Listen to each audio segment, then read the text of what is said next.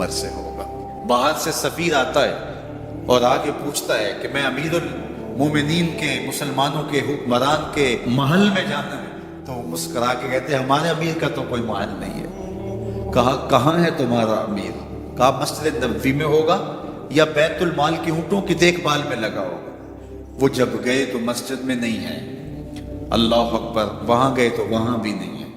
پھر کیا دیکھتے ہیں کہ عمر رضی اللہ تعالی عنہ جنت البقیع کے پاس ایک درخت کے نیچے اینٹ کا سلانہ رکھ کے سوئے ہوئے۔ تو اس نے کہا عمر تو نے عدل کیا ہے، تجھے کچی اینٹ پہ بھی نیند آ گئی۔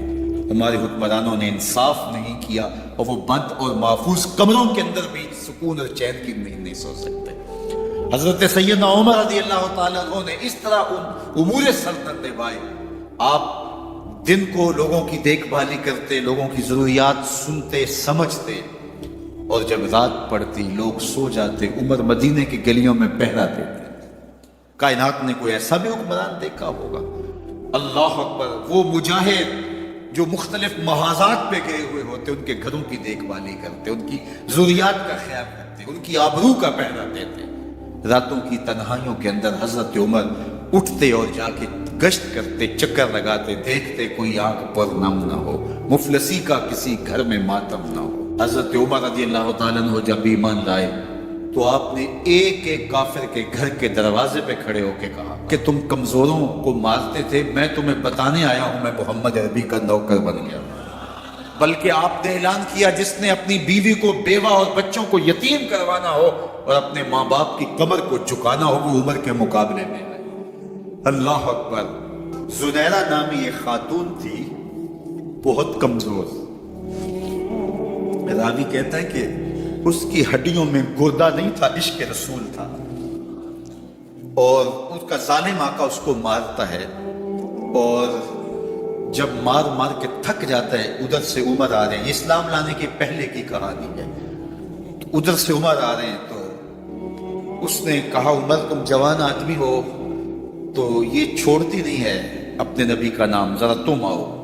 تو عمر کوڑا پکڑ لیتے اسے مارتے ہیں، مارتے مارتے تھک جاتے ہیں تو پانی پینے لگتے ہیں، تو کہتے ہیں مجھے تیرے پہ ترس نہیں آیا لیکن میں ذرا پانی پینے لگا ہوں، اور پھر گلے کے اندر ڈال کر کے کوڑا اس کی رسی کو بل دیتے اور اس کی آنکھیں باہر نکل آتی ہیں، اور کہتے ہیں بلا اپنے نبی کو جو تیری آنکھوں کی بینائی واپس کرے۔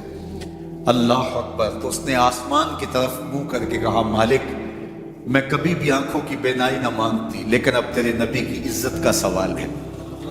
آنکھوں کی بینائی واپس ہو جاتی ہے۔ زنیرہ کو بڑا مارا۔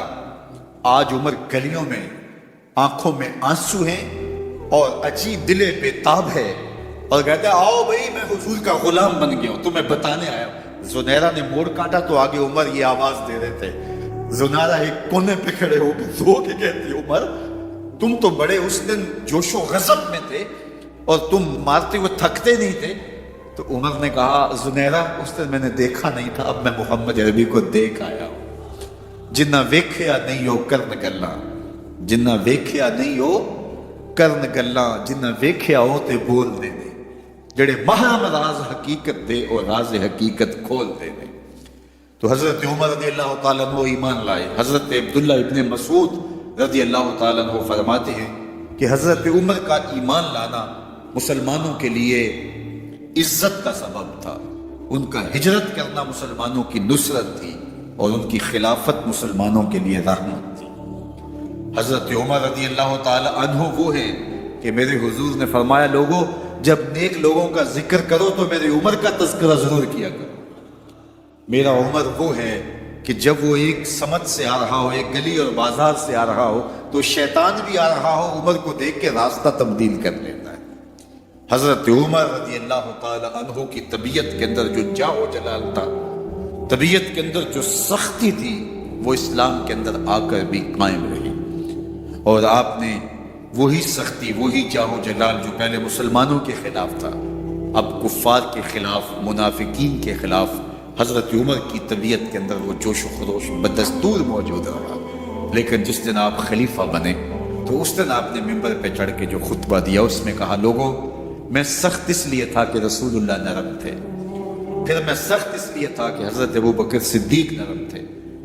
اب میں تخت خلافت پہ بیٹھا ہوں, اب میری سختی جو ہے وہ نرمی میں تبدیل ہو گئی. صرف فاسقوں, فاجروں اور باغیوں کے لیے میں سخت ہوں, باقی تمہارے لیے نرم ہوں. سب سے کم جو تنخواہ بیت المال سے اگر کسی وجود نے لی ہے تو وہ حضرت عمر رضی اللہ تعالیٰ عنہ نے لی. صرف 2 جوڑے لیتے تھے سال میں, اور راوی کہتا ہے کہ میں نے دیکھا ہے کہ اس میں بھی 17 پیبند لگے ہوتے تھے.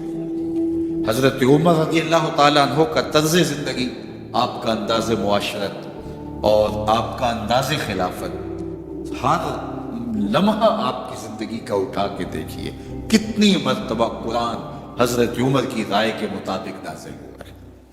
اللہ تعالیٰ جل شانہ نے ان کو صاحب الہام بنایا تھا.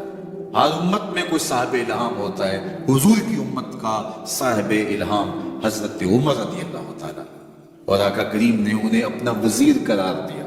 فرمایا میرے 2 وزیر آسمانوں میں ہیں, 2 وزیر زمینوں میں. آسمانوں کے وزیر جبرائیل اور میکائیل ہیں, اور زمین کے وزیر ابو بکر اور عمر رضی اللہ تعالی عنہما. حضرت عمر رضی اللہ تعالی عنہ جا رہے تھے نا, رات کو پہرے پہ کھڑے تھے, تو ایک گھر سے ایک خاتون اپنی بیٹی کو کہہ رہی تھی دودھ میں پانی ڈال دو. تو بیٹی بولی امیر المومنین نے منع کیا ہے. تو کہا امیر المومنین کب دیکھ رہے ہیں؟ تو بیٹی بولی امیر المومنین نہیں دیکھ رہے, ان کا رب تو دیکھ رہا ہے. حضرت عمر دروازے پہ نشان لگایا تو آ گئے. دن کے اجالے میں پھر اس گھر کے دروازے پہ گئے اور صاحب خانہ سے کہا کہ اپنی بیٹی کا رشتہ میرے بیٹے کے لیے دے دو.